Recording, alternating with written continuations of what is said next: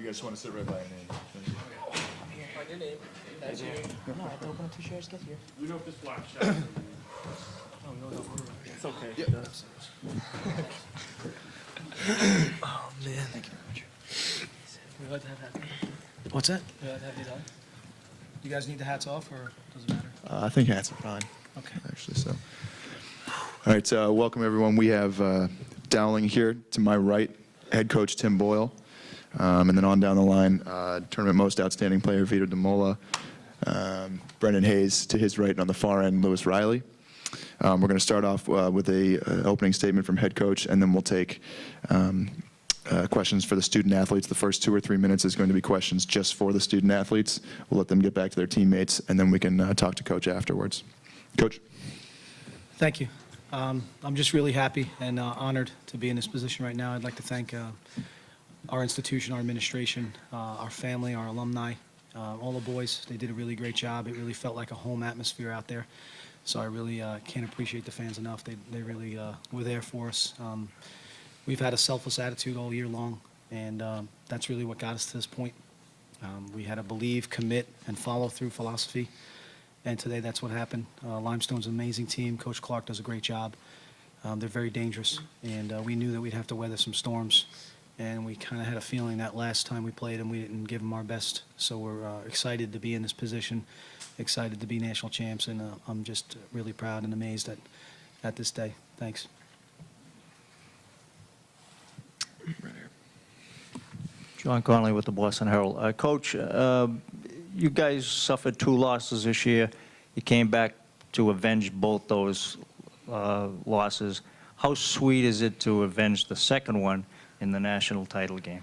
Well, it's hard to even put into words because it's all we've talked about since May 6th, and you know, that day was hard. You know, it was our senior day, and then we, you know, kind of had a real bad game, lost by 8, and then we thought we were out of the playoffs. And then, you know, 4 hours later, you know, we're all very low, and then sure enough, a little luck, a little fate maybe, and we're in the playoffs. And now we get to sit down and say to ourselves, hey, now we get an opportunity to make up for some mistakes we made during the year. And then we go out to Erie, and the kids just respond all week long of practice, all 2 weeks, and get to work and really believe in the philosophy and the system.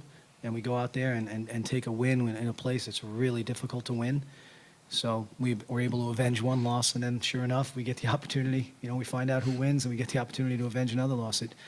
All we talked about all week long is that you don't get these opportunities in life. You might not be able to, you know, from here on in, you might not be able to make up for any mistakes. You get the opportunity to make up for 2 in the same season. So it really, you know, it really was an amazing feeling to be able to do it this way and to be able to come back and win 2 games against teams that we lost during the season.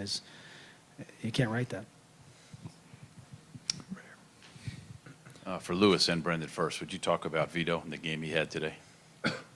Vito is a truly special, talented player. He, you know, he's our main threat on offense. You know, he really stepped up today. You know, he helped us a lot. We needed that goal. Limestone went on a little run there late, and you know, we turned to Vito in a sense. And Vito stepped up to the plate, and he delivered.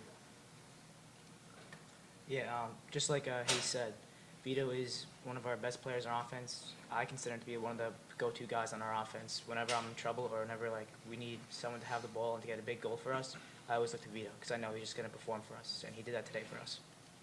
Did all you guys play against each other in high school? Were you all rivals? Played against Hayes. I think I'm a little bit older than Lou. I don't know if we played against each other. I was more of a basketball player. Like I would just pick the stick up, and you know, whenever it was spring, so you know, I wasn't that into lacrosse that much. Until he won a national championship about 20 minutes ago. Yeah. I don't even like the sport. Yeah, you know. right. Vito, would you talk about your game today? You know, it really hit us yesterday. We were on the bus coming home from a dinner, and the team started singing some songs on the bus, and we were in like this upbeat mood. Everybody was going crazy, and then Coach handed us these letters from our parents, and the team went from singing Sweet Caroline to crying, and we're all sitting around, and that's when it really hit us that we had something special ahead of us today, and that we had a backing the way we did. And when we walked out for our pregame warm-ups, you know, it was pretty empty, and we're looking around. Actually, there was a lot of Limestone people. And then I guess we went back in the locker room and came out for game time, and you just saw the atmosphere. You saw those people who cared about us. We were with the people. The 2 out of the 3 people who are toughest on me on the team were one's to my right and one's to my left. And we had a game plan. Like we said, everybody had each other's backs, and I just tried to do my part. Before we went out there, we called out, everybody stood up and called out one person's name, and they said, "I got your back." And the first person I said was Hayes, because this guy rides me in practice, man. He's on me every day. Do this, do that, and whatever it is. And, I'm glad that I was able to come through for him, and I appreciate them and everything they've done for me. I only do that because I see a lot of potential. Zach Bible, Inside Lacrosse. Vito, can you talk a little about, Coach Clark kind of said that, they were focusing on your first midfield line, and so, they were kind of able to slow that down, and you were able to kind of take over the game from that point. I mean, I don't know what maybe you think of that assessment. Is that kind of how you saw, where you saw the midfield maybe struggling a little bit, and you kind of clicked in and made some plays? Yeah, well, we we run a limited number of middies, so I saw that not that they were necessarily struggling with skill-wise or matchup-wise, maybe like it's hot out and stamina-wise, so I figured let's take the ball down to the attack side, because our offense really does run a lot through our midfielders. We rely on them a lot. So we took the ball below the GLE a little bit, and we started to hold on to it and try to get them a break and get their legs back under them. And when we saw opportunities, we took them, and the ball went through the ball crossed that little line, hit that net, and I don't really care who does it for us, as long as somebody's doing it. Julian Bimbo from the Boston Globe. For anybody who was kind of in the celebration with a decent view of it, can you explain the commotion? Because all of a sudden it seemed like it went haywire there, and then after a while you still had to gather yourselves to go shake hands, and like the trophy magically appeared, and then you got presented the trophy again. So what exactly happened in that situation as the game kind of closed out?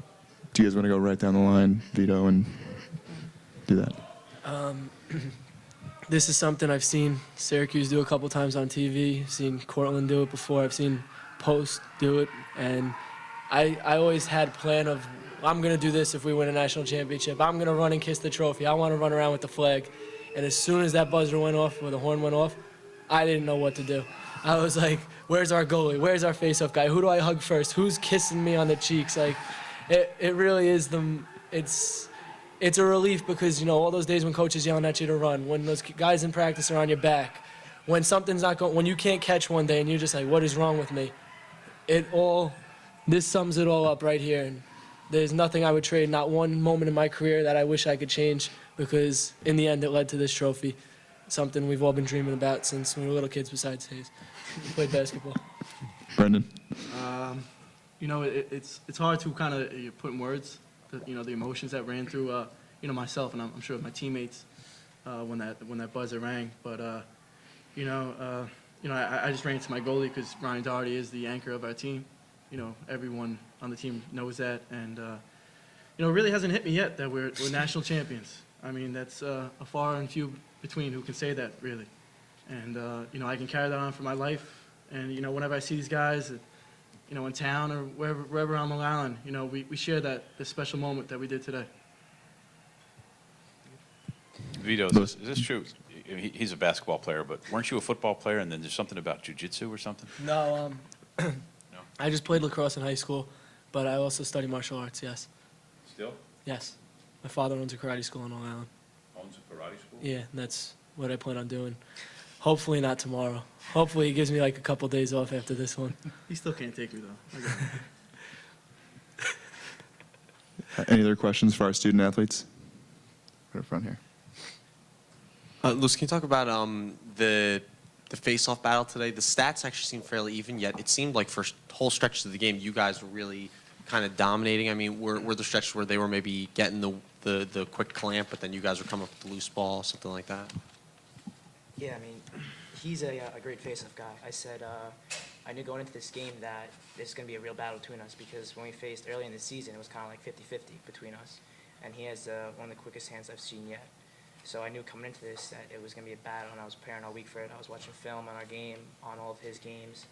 I was watching my film, seeing if I was doing anything wrong, just so I could perfect it, because I knew, come to this game, this is our last game of the season. It's win or lose here. So I have to have, everything I do has to be perfect. I have no room for mistakes. So that's why, I mean, throughout the whole game, I felt pretty good, and I felt like I was dominating more of the game, and my team kind of helped me pick up too when I felt tired after a few draws. And it was just like that emotion of the team picking us back up, like we said, I got your back in the locker room we did before. It was just my team was getting my back after I would come up the sideline and take a draw when I was winded. And they would all come over to me, hey, here's water, here's a towel on your neck. And they just pick me right back up so I could go out there and do what I do right at the X. Anything else for our student athletes? Guys, if you want to go back to the team, we'll take a few more with the coach. Thanks, guys. Thank you, guys. Yeah, don't forget that. Oh, this is ours? You don't want to forget that. It's important. It seems safe to say that you probably have fun coaching these guys if they're like that all the time. Yeah, they're a fun group of kids. Every day of practice is probably my favorite part of the day, and it has been all year. They're a group of kids that really believed, and we started off the year with believe, commit, and follow through. And they started believing, they committed all year, and now they finally follow through. And that's the philosophy we tried to go with. And Vito, especially Vito, he's the kind of kid that he's not lying when he says I get on him a lot, because I did all year. Because there were times when he would think he had to do more than he needed to do, and the team had his back, and he would be shut out, and he wouldn't get any goals, and that's great because there were other guys to do it. And now today, they were pressuring out. They felt like they needed to take away our first line midfield, and they did a decent job at that. And then Vito was on an island. It's an opportunity for him to do what he does best. Would you talk about his game, specifically all those goals and the assists and just everything? I mean, he was so clutch, it seemed like. Yeah, he's had games where the exact opposite has happened, where he's, and that's the great thing about this sport. And for him to be able to do that in this setting, I'm just so happy for him, because he wanted to be the guy all year long, and there was times where he was, and there were times where we didn't need him to be, and we had the other guys on the team really picking it up. And that was the way we went all year long. One day Billy Richardson would have 3 goals, another day Mike Brennan would have 3 goals, another day Matt Muzio against New York Tech, a second line midi, he comes in and scores 2. And it's just, it's one of those type of situations. And today was Vito's day, and the other guys were being not shut off, but they were being edged out. It was a hot day. The middies, like we said, we could run a short bench there, and Vito had an opportunity, and he saw it, and he really did a great job. Yes. Coach, can you go through a little bit the sequence at the end of the game there? I think someone in the press box was unsure what happened. It just kind of they got a shot on, couldn't tell if Doherty made the save or one of your defensemen did. Just kind of how that little melee played out. Oof. Well, when we're up 11-8, we're trying to sit there and trying to be as patient as possible, and we know we're going to get pressured, and we're trying to get everybody back on defense. We're okay with turnovers. Just hold the ball as long as you can. Keep it down on the end line as long as you can, and then everybody drop and let them take as much time to clear it, take as much time to sub. And I think we got a little over anxious. We chased a couple of sticks at times, and our goal today was to never chase sticks and to never try to take the ball away. Our philosophy was position, position, position, and run with them. And when we were doing that, we were doing a good job. That sequence was haywire. It was crazy. I don't know if he made the save. I think I was trying to see, and I couldn't tell. I know one went wide, and then another one came in. I'm not sure if he got a piece of it or not, but Ryan did a great job. He made the saves he needed to make, and the offense